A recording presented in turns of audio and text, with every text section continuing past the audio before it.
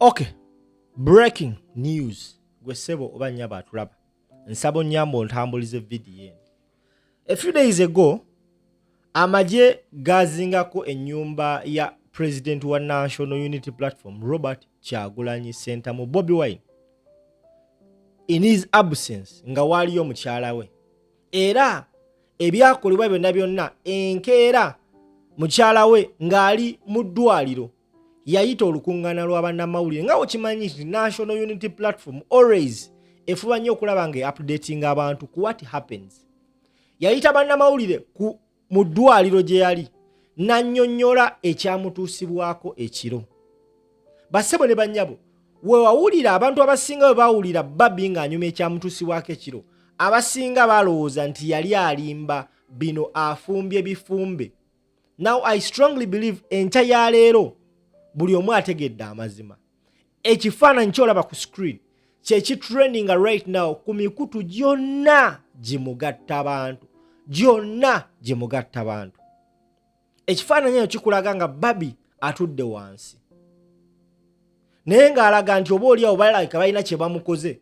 Nga omusajja akutte emmundu oba oliawo alinganga zo kimu omutujju.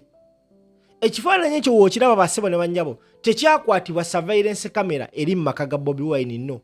Ekifaananyi ekyo kyakubibwa omu ku abo abaali bazze mu maka. Barbie agamba abantu baali bangi nnyo abaali bazze.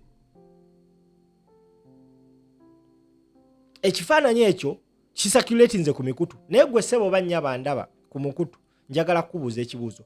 Olowooza ekifaananyi ekyo okusakulatinga kivuddewa because yakikuba yali omu ku abo. Bassebo ne bannyabo, ekifaananyi ekyo kiteereddwa omukulu amanyikibwa nga Muhoozi Kainerugaba. Muhoozi Kainerugaba ye CDF w'amagye g'eggwanga Uganda.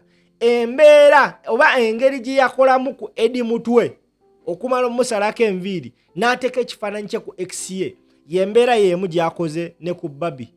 Kino kitegeeza ki? Barbie agamba baamusika, baamutulugunya, baakwata night dress because yagamba yali ayambadde kolo night dress ya bbaawe yeeyo gy'olaba ayambadde. Nti baamusika wano we bati amapeesa ne gamutuga mpaka we gaakutuka ne yeete. Kitegeeza nti yeeta n'amabeere ne gabeera nga tewali mukazi asobola sula mu kaleega tebakikulimba. Waba ayambadde night dress abeera yeeta, tasula mu mpale, tasula mu kaleega. Because agamba baamusika essaati ne bamusika n'empale nga gwe baali bakutte ku jjeeke. Fe baali bakutte ku jjeeke tusobola okukubulya. Bakusika jjeeke empale neekusika n'amanege ne munansonyiwa. Baamukola ebyo baamukola. Ekifaananyi ekyo kiraga nti nze mu kutegeera okwange Muhoozi wabanga yakipositinze I strongly believe naye ayinza okuba yaliwo ku olwo olunaku ng'anyumirwa ebyali bituusibwa ku mukyala wa Bobi Wine. Agenze ku mukutu gwo gwa X yatadde ekifaananyi kino n'ateekayo caption ng'agamba this is when our soldiers captured and then released Bobby's wife Barbie. She was very helpful in helping us find her husband. Barbie agamba baamutulugunya bino byonna nga bamugamba teeka password mu ssimu yo omukyala kye yagaana okukola era kye kyabaleetera okukola ebyo byonna. Now omusajja ono alina omukazi avuddeyo n'ateeka ekifaananyi kino in a very humiliating way ku mukutu gwe ogwa X. N'ateekako caption egamba nti this is when our soldiers captured and then released Bobby's wife Barbie. She was very helpful in helping us find her husband. Just a few days ago, omukulu amanyikibwa nga Chris Baliomus yavudde n'agamba nti no one is looking for Bobi Wine. Tewali muntu yenna anoonya Bobi Wine. Neba n'abasajja. Oba tebasooka tuula. Yavudde n'ategeeza n'agamba nti yabadde mu parliament olunaku lw'ejjo n'agamba nti tewali muntu anoonya Bobi Wine. Bobi Wine is free to go to his home. Akulembera amagye agambye this is when our soldiers captured and then released Bobby's wife Barbie. She was very helpful in helping us find her husband. Omutimbagano ogwa X gukutte omuliro.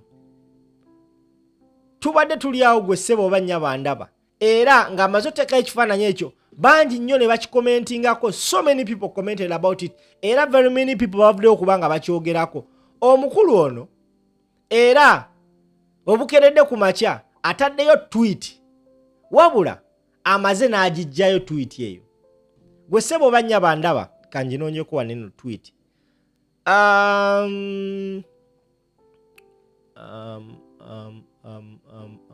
Katono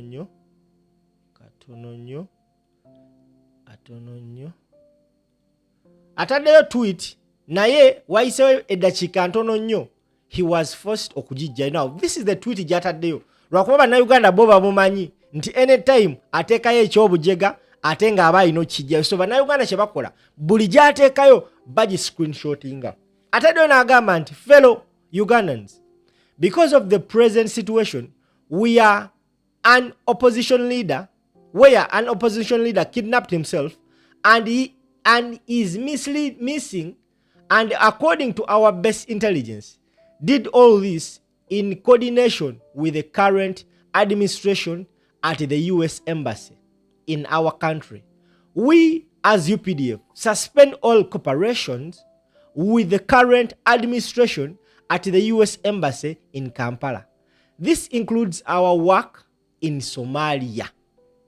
Eyo posti agitaddeyo. Now wayiseewo ebbanga tono nnyo obanga afunye essimu okuva mu bakamaabe oba ewa kitaawe oba abakungu abamu bassebo ne bannyabo, posti agideliitinzeeyo.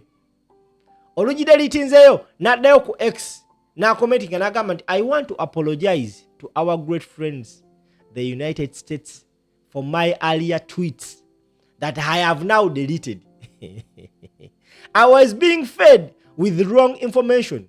I have spoken with the US ambassador to our country and everything is okay. We are going to continue our military cooperation as usual. Now, kweyo tweet yennyini wansi US ambassador gwagambye amanyikibwa nga Adonia Ayebale n'avaayo n'akomenting nga n'agamba thank you General for this clarification. Our relationship with the United States of America is mutual, beneficial and resilience. Ekiraga nti omukulu oba oli awo posti eri gy'akoze agikoze tali mu mind ye entuufu. Omukulu ambasada wa America mu Uganda n'amutegeeza nti bannaye ejjayo tweet eyo ogenda tuleetera ebizibu. N'agijjayo. Bassebo ne bannyabo. Tuyinza olaba ensonga zino nga ez'okusaaga naye eggwanga Uganda liri mu kifo ekisinga okuba ekizibu. Bwe tuba nga tuyina CDF atuuka okukola tweets n'azideliitingayo n'akola tweets ng'ayogera ebigambo mu butuufu ebitasaana. If you sit down and look into the previous CDFs betuze tufuna, bassebo ne bannyabo gyalabira ddala nti waliwo a very big gap, enjawulo nnene nnyo because ekifo kyalimu ekya CDF. This is a very big post.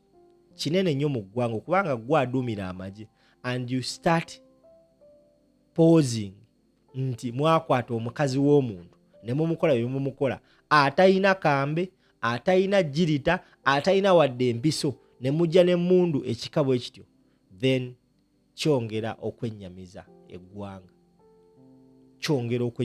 eggwanga Uganda. Gwe ssebo bajja batulaba. Akategedde tambuza video Mampita Simple.